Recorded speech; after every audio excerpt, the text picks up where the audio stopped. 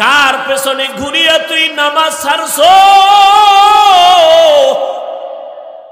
কার পেছনে ঘুরে ঘুরে তুই আজ দাড়িটা কেটে ফেলেছো রে বাবা? কি পাওয়ার আশায়? কিছু টাকা? লিখে রাখ, যার পিছনে তুই ঘুরে এক প্লেটে খাও, নামাজের তোয়াক্কা করো না, কিছু পাওয়ার আশায় রেডি থাক।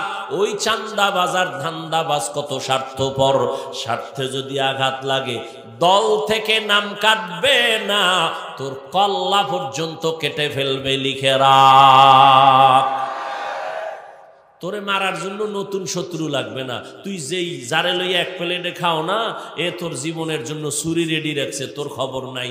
ভাগে যেদিন কম পড়বে সেদিন গোপন বৈঠক হবে, ওকে মাইনাস কর, ভাগে কম পড়তেছে। এ বানায় বলতেছি, তাহলে রেডি থাক মরার লাগিয়া। তোরে মারার জন্য কোনো শত্রু আসবে না, খবরদার। এই ধারণাই অন্তরে রাখবি না যে আমার কে জানিস না। তোর বন্ধু যে কলিজা, যারে তুই কলা খাইলে অর্ধেক হেরে দাও, তুই খাও, ঘুমের মধ্যে তার স্বপ্ন দেখো, সে তোরে মারবে, এটা লেখা রাখ। সোনার বাংলায় তো এই বয়সে এগুলিই দেখতেছি, কথা বলেন না কেন? তো তুমি আর একজনের গালি দাও কেন? তোমার শত্রু অন্য কেউ না, তোমার বন্ধু তোমার জীবনের শত্রু। এই জন্য ঢাকায় বলে আসছি, আর মাগরিবের আগে কিশোরগঞ্জেও বলে আসছি, এ জাতির জন্য উলামায়ে কেরাম ছাড়া আপন কেউ নাই। একমাত্র আপন উলামায়ে কেরাম, আর সব চান্দাবাজ আর ধান্দাবাজ। এক মিনিটে প্রশ্ন করি, জবাব দাও। বহুত বুদ্ধি লয়ে ঘুরো তো।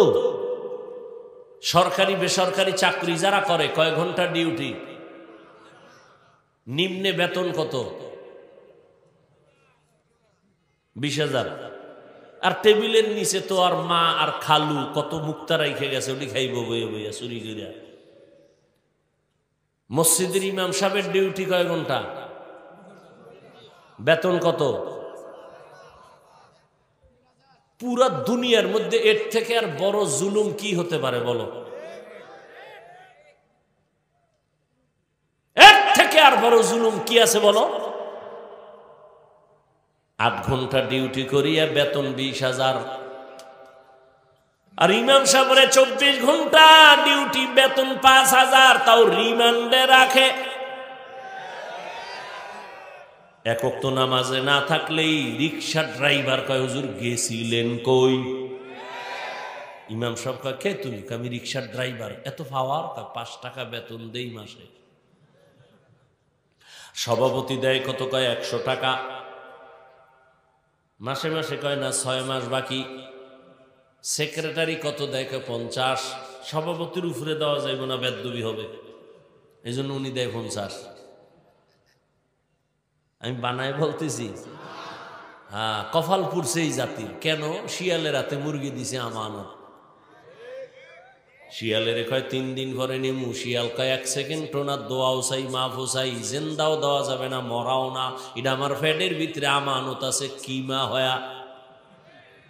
শিয়ালের হাতে মুরগি দিলে যা হবে, সুদখোর ঘুষখোর হারামখোরের হাতে ধর্মের চাবি দিলে তাই হবে।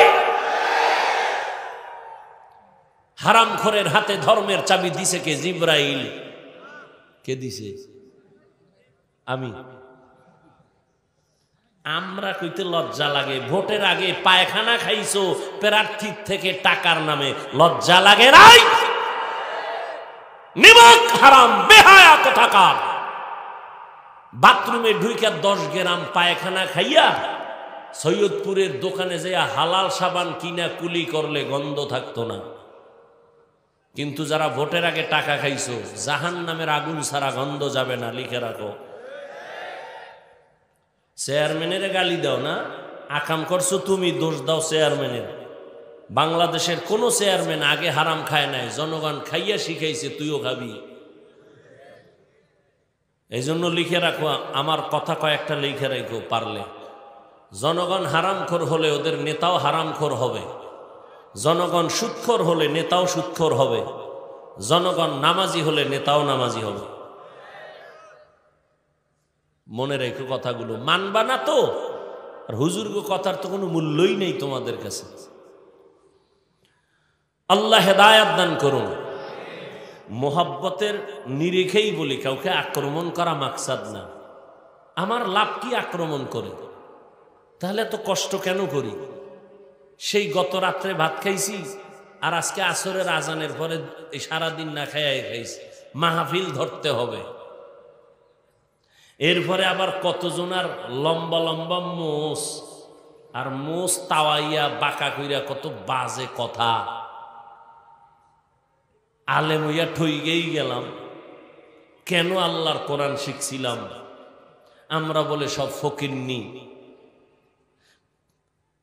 তা তোমার 10 তলা বিল্ডিং থুইয়া জঙ্গলে ঘুমাও কেন? এই নিমো খারাম, কোটি কোটি টাকা ব্যাংকে মাইনসে খায়, তোর কপালে নাই কেন?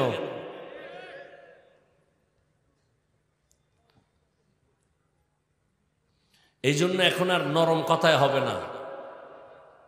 দেশটা নাপাক করে ফেলছে, এখন ওলামায়ে কেরামকে মাঠে আসতে হবে, দেশ হাতে নিতে হবে, পাক করতে হবে, আর নরম চলবে না। ওই কিশোরগঞ্জও বলে আসছে, ওলামায়ে কেরাম সিনা টান করে চলবে। যে বেয়াদবি করবে নাম লিস্টি করে হাতে দাও, ওই জালেমের বিরুদ্ধে আবার আন্দোলন হবে।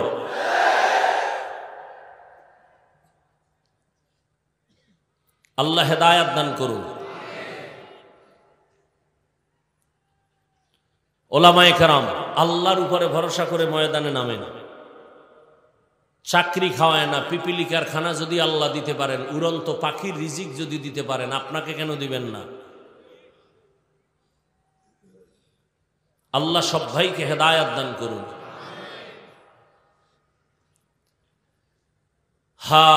তো নবীর আদর্শ যারা মানে না তারা দুই দল, এক দল আগ্রহী আর এক দল বিদ্রোহী। এ বিষয়ে কিছু কথা বললাম শুধু হাদিস নিয়ে। এবার আয়াতের মধ্যে ঢুকি। ঢুকবো না কষ্ট হবে? আয়াতের মধ্যে আল্লাহ দুইটা আদেশ দিছেন, মানলে দুইটা পুরস্কার। আদেশ কি? 1 নম্বরে তাকওয়া অর্জন করো তথা আল্লাহকে ভয় করো। দ্বিতীয় আদেশ হলো জবানকে কন্ট্রোল করো। এই আয়াতের মধ্যে আল্লাহ হাত কন্ট্রোল করো, চোখ কন্ট্রোল করো, কান কন্ট্রোল করো, পা কন্ট্রোল করো আল্লাহ বলেননি। আল্লাহ জবানের কথাটা বিশেষ করে বললেন কেন? জবানকে হেফাজত করো কেন বললেন? এই জবাবটা দিব। মানুষের পুরা বডির মধ্যে যত অঙ্গ প্রত্যঙ্গ আছে, এর মধ্যে আল্লাহর দেয়া জিহ্বা বা জবান একটা বড় নিয়ামত। 2 নাম্বার, পুরা বডির মধ্যে যত অঙ্গ প্রত্যঙ্গ আছে, পুরা বডির মধ্যে জিহ্বা হলো মারাত্মক একটা অ্যাটম বোম অস্ত্র। প্রথম কথা হইল বড় নিয়ামত, দ্বিতীয় কথা বড় অস্ত্র। এবার দোনোটার কথা শুনেন। নিয়ামত কিভাবে?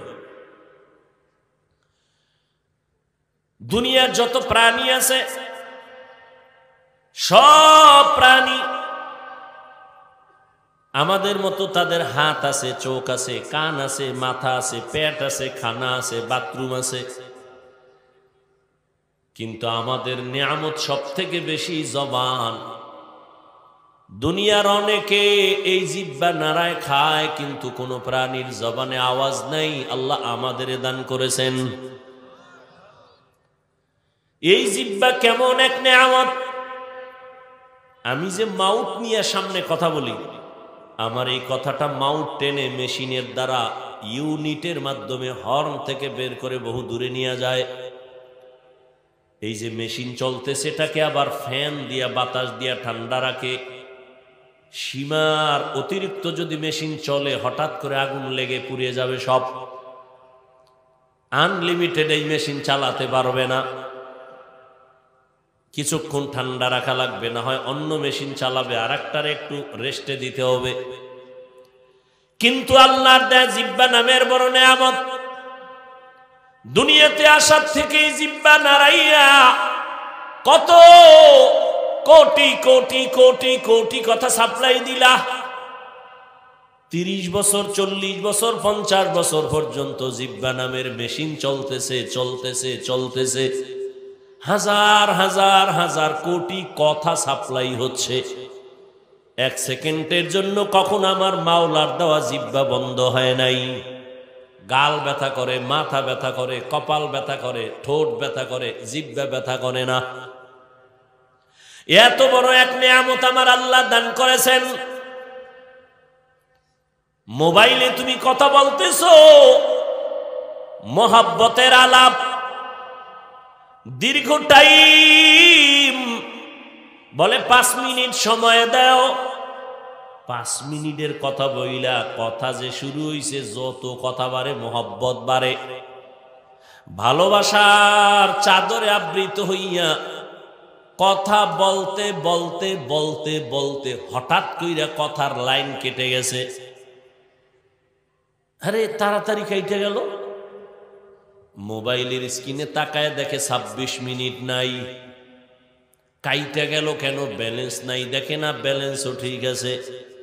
নেটওয়ার্কের সমস্যা কয় তাও না, মোবাইলে টাকাও আছে নেটওয়ার্কও আছে, কথার লাইন কাটলো কেন?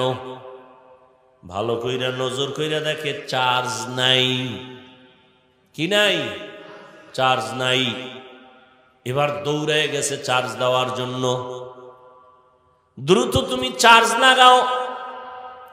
আবার এমন কিছু চার্জার আছে ফাস্ট চার্জার, 1 ঘন্টার চার্জ আধা ঘন্টায় হয়ে যাবে। ফুল চার্জ দিয়ে আবার কথা বলো, আনলিমিটেড, কোনো টেনশন নাই। আবার কিন্তু এক পর্যায়ে চার্জ থাকবে না। কিন্তু আমার মাওলার দেওয়া জিহ্বা নাড়াইয়া এত কথা বলছো রে যুবক, 1 সেকেন্ডের জন্য কখনো চার্জ দিছনি? ওই জিহ্বার চার্জ কে দেয়? ওই মেশিন কে বানাইলো? ওই মেশিনের তেল পেট্রোল অকটেন কে দেয়? একবার চিন্তা করে যদি বলতি আলহামদুলিল্লাহ, আমার মাওলা খুশি হইয়া তোর জীবনের গুনাহগুলো মাফ করে দিতে।